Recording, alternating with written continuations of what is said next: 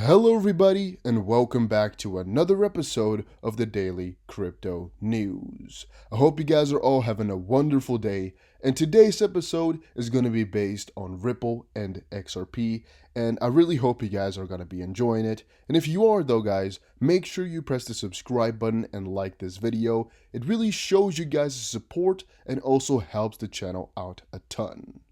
So first of all, this tweet is for all of y'all that have been a little bit depressed or have been a little bit bored in the quarantine times. And it's a throwback to when Tonve said on Twitter that the XRP consensus is irrelevant because all money had to be printed up front and out of thin air. To which David Schwartz replied and said, Satoshi created bitcoins out of thin air and then designed a system to distribute them. A person who creates value has every right to distribute that value however they see fit, and those who played no role in creating that value have no basis to judge the distribution unfair. I think this is a reminder for all of us, guys, that you should not be critiquing some you don't know too much about, or you can't make the best comparisons with. Second of all comes from XRP Alliance, and he has just shared a little bit of a fun picture on some hypothetical new Ripple headquarters, which also really look like some of these things, the Philips shavers. I find it really quite funny.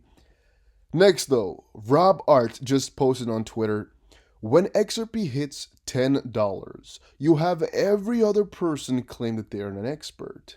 Keep in mind who kept saying XRP will moon daily and who predicted the 97% crash correctly before the moon.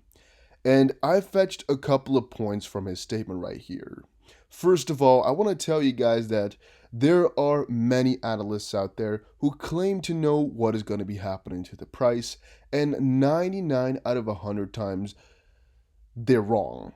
Why so? Because it's always it's a chance game, right? And they're also expecting something based on patterns, based on the theory they've learned. But as we all know, in practice, it doesn't always go following the theory.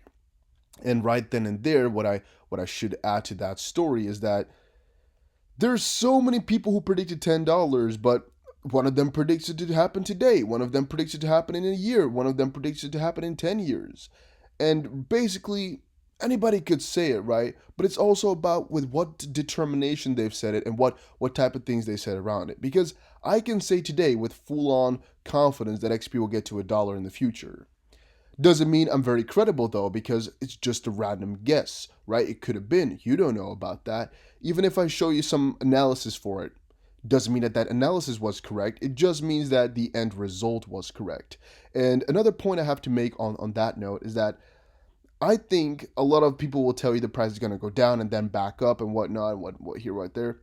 But most of them will be wrong, right? They're all just guessing. They're all just having their own thoughts on it all. And you should always do your own due diligence and make sure you don't change your pattern too much for what people keep saying, right? If a lot of people say, yeah, the price is going to go down, really, guys, trust me, it doesn't mean the price will go down, even if the majority of the people are saying it.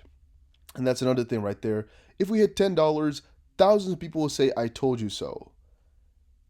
But still, right? A lot of them you couldn't trust a couple years from ago, and it didn't really make sense to, I guess, attach any value to that statement. So please, just a little bit of a reminder that many people will be right with their predictions. Doesn't mean that in the intermediary or in the middle, they were always correct. And doesn't mean they should be really credible. And also, a lot of people aren't experts. A lot of people are maybe right once out of the 10 times. You know what I mean? Peter Vaz posted on Twitter, Ripple XRP can make it possible for startups to develop relationships with banks and payment providers. Now, in the broadest theory, or I guess how I see it from day to day, this sounds very logical, right? Because if you are a startup right now, it would actually seem to me very difficult to get into contact with some of the bigger players, to get in contact with some of the bigger banks, and especially when you're on a lower budget, I guess not a billion-dollar company off the start, I definitely think it's also really quite hard in terms of money and liquidity to get yourself to such a level. But now that I know what Ripple's capabilities are and know also what they're doing on a day-to-day basis, I find it really, I guess, liberating to see that Ripple is allowing a lot of startups and a lot of innovation, yeah, I guess just to develop because of their costs, the cut in costs that they're making and that they're giving out. And also, we've been seeing a ton of this already pop up, and it's really amazing in my opinion. QSR posted on Twitter, when XRP starts to rise to $1, there will be many to sell. When XRP exceeds $5, half of the holders will sell almost everything. When XRP reaches $10, believers will be left to their true potential and future. When XRP exceeds $100, there will be no weak hands. Patience is key. Now, I personally don't think this is a very enlightening statement. I don't really think there's too much to fetch from this on its own. But maybe some broader theory here, again, can give us another lesson. And one right there is that there will be many points at which people will make it look like the tide has turned. And there will be many points where even though the price is up higher, it might look like everything is getting worse. For example, he is correct in that sense. If it gets to $1, many people will sell. First of all, because they've at least doubled their money, or they've gotten to recoup a little bit of their losses, or because that's just a very nice round number, and people like round numbers. However, that doesn't mean that the community will deteriorate, will split, or that all the weak holders or all the, I guess, people investing in XRP will just all of a sudden quit. There's nothing like that happening. Most likely scenario is that many more people will be buying into it if it gets to $1, and in the end, there will just be more holders rather than less. Same most likely happens at $5 because if it really hits $5, there will be many people expecting it to ever reach another value higher than that. And thus, in the end, it's only when the price starts to fall really hard again that you see people really selling it. It's not that often when the price goes up that you see a majority of people selling. You only see some of the big players selling a ton, which then ultimately moves the price back down. But individuals in numbers, yeah, most likely they'll just keep buying it and keep going on because they think this rush goes on forever. And that's, of course, also when recessions happen normally in I guess, more traditional markets, because people expect these good things to happen forever, and well, they don't. So yeah. Next article, Ripple's sales of XRP likely to go on for the next 2 decades. Now, even though this is nothing new, I think I should be adding a little bit more of an explanation to these articles every so often and add a little bit more value to them, and maybe also spend a little bit more time educating some of the people that are worried about this. So my point of view on Ripple's sales is that they are necessary and they are going to be here to stay. So why are they necessary? Well, what these Ripple sales allow, and if you guys don't know, Ripple has a lot of XRP in escrow right now. They get a little bit of that out every month out of their escrow, and then they can decide what to do with that money, either spend it on the XRP ecosystem or put it back into escrow for a later date. And that whole system might be going on for the next 2 decades. Now, why is it necessary? It is definitely necessary because who else is going to be spending money on the XRP ecosystem? You might be saying, well, some of the biggest holders will, right? Or some rich guys will most likely do it. But that's more difficult to state and to really see happen than you might think. Because let's say, for example, you right now, if you have 1,000 XRP, in theory, you would have to, give away, let's say, 100 XRP of that, and everybody should be doing that, to just spend on XRP price going up. And we're not talking about XRP going up, from 20 cents to 50 cents. No, we're talking about it going up like 0.5% possibly. And you still have to give away 10%, for example, of your XRP.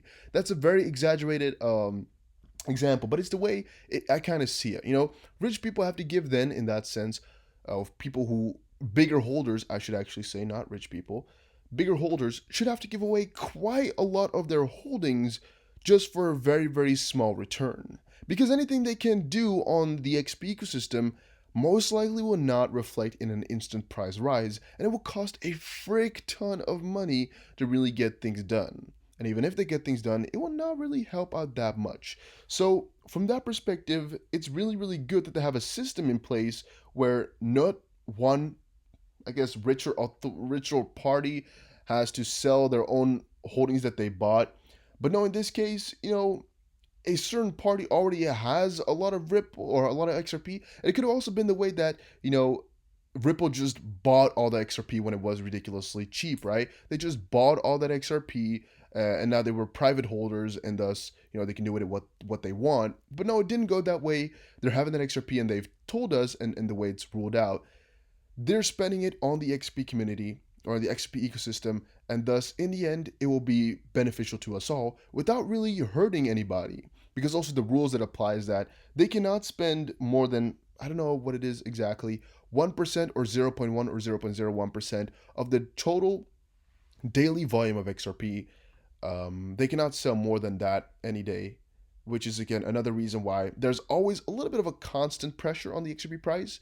But as I've said before, I don't think it matters too much. I know for a fact XRP wouldn't be at $10 right now had Ripple not sold. And also, you gotta do the weigh off for yourself. Is it more worth it to, I guess, get no innovation in XRP anymore without spending the money? Or, should we have the little bit of selling going on for more progress of the ecosystem? It's a way off, and everybody will have a different opinion on that. Ripple's XRP preparing for a 30% surge as crypto mounts comeback. Analysts. So basically, some analysts again has said that we might be getting some huge increase in price. It's the daily routine. It's definitely daily routine. This goes on every day. There's every day a new analyst who says we might be seeing a huge increase in price soon. Analyst Loma Crypto recently remarked that he's currently charting a scenario in which XRP appreciates by nearly 30% in the coming 2 months, pointing to the 24-cent price point as the potential target for a long. Loma didn't expand on why he thinks this price action will transpire, but his chart indicated that XRP printed a swing failure pattern at a key level of support, boding well for the cryptocurrency moving forward. And this comes shortly after other analysts shared similar sentiment. Digital asset analyst Credible Crypto explained that the recent rally in the crypto market has allowed XRP's long-term chart to print a rather positive sign. To quote, XRP this week reclaimed a multi-year trend line, managing to bounce off the downtrend from the all-time high that the crypto trend line was rejected by 4 times, but has since reclaimed. And that means the bottom is in. We saw that whole analysis earlier. Oh, this site is a little bit broken. Ripple Coinfield announces liquidity solution for XRP and Solo token. Now, I already went over this, but a lot of you guys didn't answer my question yet, and I'm still wondering, should I cover Solo on the channel as well, or should I keep, just kind of ignoring it, as it's never really that important for XRP, but it is, progress on XRPL, so I'm kind of wondering if you guys are interested in that or not, because I really will be basing my decision solely on what you guys find for it. If you guys want to see it, I'll include it. If you guys don't want to see it, and I personally don't care enough, I'll try to not include it. Ripple XRP escrow sale to continue for the next 20 years, says XRP Arcade. Yeah, I mean, as I said before, I don't think it's a bad thing. I think it's necessary, and I don't think the consequences are negative. I think there's more of a positive narrative to it all. And in the end, guys, it's a game of what you prefer, right? It's always a game of opinion, because one will say that XRP sales are again better than I guess, XRP sales and community innovation are better, or I guess what is ecosystem innovations are better than no sales and no ecosystem innovation. But it's a way off. Everybody has a different opinion. Anybody can say something else, and you gotta find out for yourself what your stance on it is. But again, you gotta kind of decide on whether or not you still want to invest. But you will not really have that much of an influence. So changing, it's not going to happen, but you can still decide to quit if you don't like it. but I personally have grown on it. And at first, I used to really be against it before I really understood exactly why this is going on. And also the fact that, it's all actually a fair system if you think about it in the broader sense. Yeah, that made me kind of switch over to it being quite logical to a certain degree. And again, Ripple has the best in mind for XRP anyway, so they most likely know that selling it will decrease the XP price a little bit, but still they hold a frick ton of XRP, even the CEO and a couple of guys in there themselves, and thus XP going up in value in the end is a very good thing for them. They've said it before, so I'm not too worried about all of that. Thank you guys for watching though. Hopefully you learned something new and you found it enjoying. If you did, make sure you press the like button and subscribe for more. And also, let me know if I talk too fast or too slow. I'm trying to adjust it every other video or so just to see what people find of it, but I've not been seeing too much feedback. So let me know. See you guys again in another one.